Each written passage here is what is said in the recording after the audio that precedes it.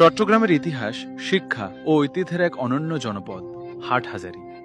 আপনি কি জানেন এই হাটহাজারী নামটা কিভাবে এলো? আসুন জেনে নিই। স্বাগতম দ্য কালচারাল চ্যাপ্টার, নুরুল আজিম। হাটহাজারী আজ পরিচিত শিক্ষা ও ঐতিহ্যের এক গুরুত্বপূর্ণ কেন্দ্র হিসেবে। একদিকে দেশের আয়তনে সবচেয়ে বড় পাবলিক বিশ্ববিদ্যালয় চট্টগ্রাম বিশ্ববিদ্যালয়, অন্যদিকে দেশের অন্যতম বৃহৎ কওমি শিক্ষা প্রতিষ্ঠান দারুল উলুম মঈনুল ইসলাম হাটহাজারী মাদ্রাসা। চট্টগ্রাম বিশ্ববিদ্যালয়ের বিশাল ক্যাম্পাস এই হাটহাজারীতেই অবস্থিত। বাংলার বিভিন্ন প্রান্ত থেকে শিক্ষার্থীরা এখানে উচ্চশিক্ষার জন্য আসে। আর উম্মুল মাদারিস নামে পরিচিত হাটহাজারী মাদ্রাসাও এই এলাকার অন্যতম পরিচিতি। এবার আসি নামকরণের ইতিহাসে। অনেকেই মনে করেন এখানে হয়তো হাজারখানেক হাট ছিল বলেই নাম হয়েছে হাটহাজারী, কিন্তু ইতিহাস বলছে অন্য কথা। মুঘল আমলে এই অঞ্চল পরিচিত ছিল আঙ্গোবাদ নামে। সে সময় স্থানীয় শান্তি শৃঙ্খলা রক্ষার জন্য এখানে 12 জন হাজারি নিয়োগ দেওয়া হয়েছিল। হাজারিরা ছিলেন নবাবের অধীনস্থ কর্মকর্তা। তবে পরবর্তীতে তারা নবাবের আদেশ অমান্য করতে শুরু করেন।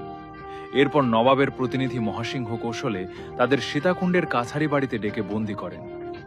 সেই 12 জন হাজারির মধ্যে কয়েকজন আত্মসমর্পণ করেন, কেউ পালিয়ে যান, আর বাকিদের পাঠানো হয় মুর্শিদাবাদে। জনশ্রুতি আছে পালিয়ে আসা হাজারিদের একজন ছিলেন বীর সিংহ হাজারি। তিনি নিজ এলাকায় একটি হাট প্রতিষ্ঠা করেন, আর তার নাম অনুসারেই সেই হাটের নাম হয়ে যায় হাটহাজারী। ধীরে ধীরে পুরো এলাকায় এই নামে পরিচিত হয়ে ওঠে। চট্টগ্রাম শহর থেকে প্রায় 15 কিলোমিটার উত্তরে অবস্থিত এই উপজেলার আয়তন প্রায় 246 বর্গ কিলোমিটার। খাগড়াছড়ি ও রাঙামাটির সঙ্গে চট্টগ্রামের সংযোগেও হাটহাজারীর ভূমিকা গুরুত্বপূর্ণ। 1929 সালে গঠিত হয় হাটহাজারী থানা এবং 1983 সালে এটি উপজেলা হিসেবে স্বীকৃতি পায়। বর্তমানে এখানে রয়েছে 14টি ইউনিয়ন ও একটি পৌরসভা। প্রায় 5 লক্ষ মানুষের বসবাস এই উপজেলায়। হাটহাজারীর আরেকটি বড় পরিচয় এর শিক্ষা প্রতিষ্ঠানগুলো। চট্টগ্রাম বিশ্ববিদ্যালয় 2312 একরের বিশাল ক্যাম্পাস নিয়ে এটি দেশের সবচেয়ে বড় পাবলিক বিশ্ববিদ্যালয়। আর চবির শাটল ট্রেন এখন পুরো বাংলাদেশের কাছেই একটি আইকন।